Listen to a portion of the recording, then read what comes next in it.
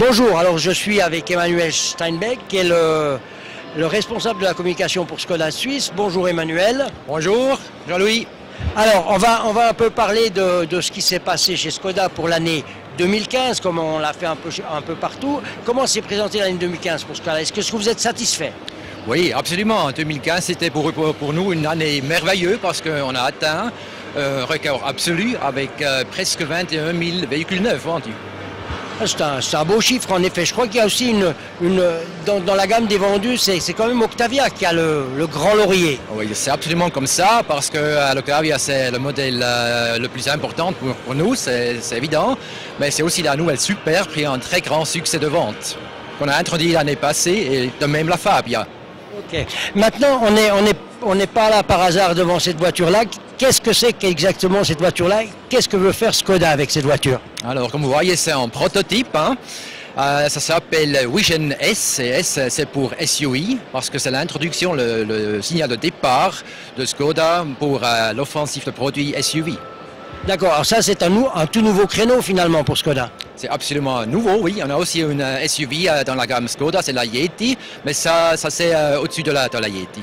Ok, maintenant, bon, comme c'est un prototype, on ne connaît pas encore tous les moteurs, on ne connaît bien entendu pas le prix. La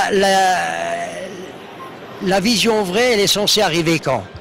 Elle va arriver comme première mondiale au mondial de Paris en automne, au mois de septembre.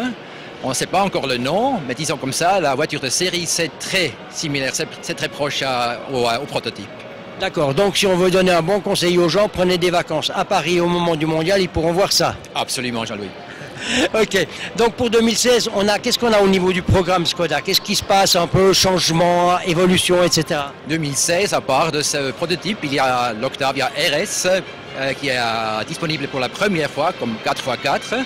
C'est la RS TDI, ça veut dire à diesel, un moteur à 186 chevaux avec TSG, alors c'est la boîte automatique et avec 4x4 évidemment. On a déjà une idée de prix là? Je ne sais pas par cœur le prix malheureusement, mais c'est à moins de 40 000 francs. Ok, qu'est-ce qu'on peut encore dire d'autre? On a aussi la Octavia G-Tech, alors c'est la voiture, la Octavia avec la propulsion à gaz bivalent, gaz essence, qui est maintenant aussi disponible avec boîte automatique TSG.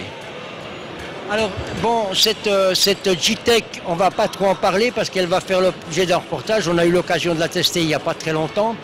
Et malheureusement, on ne peut en dire que du bien. Donc c'est embêtant pour un journaliste. On est déjà obligé de dire qu'on va dire du bien d'une voiture avant qu'on ait écrit l'article.